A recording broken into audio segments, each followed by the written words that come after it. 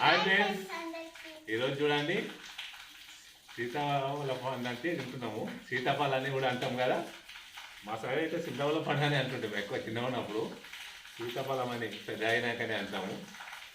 చూడండి ఫ్రెండ్స్, వాతావరణం అయితే కూల్గా ఉంది, వర్షం పడుతుంది. యాక్చువల్గా ఆ వర్షంలో కూడా సీతాఫల పండు తింటున్నాము. ఒక సినిమాలో తరుణ్ అంటాడు తనతోటి, ఎండాకాలంలో ఎవరైనా ఐస్ క్రీమ్ తింటారు, వర్షం పడినప్పుడు ఐస్ క్రీమ్ తినేవాడే గ్రేట్ అని. మేము కూడా చూడండి సార్, వర్షంలో సీతాఫలం అయితే తింటున్నాము.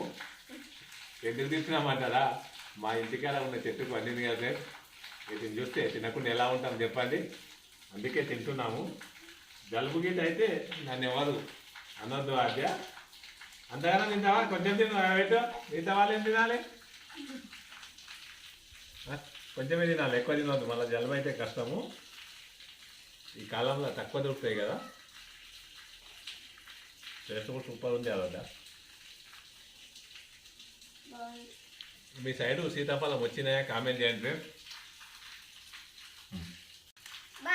Bye friends.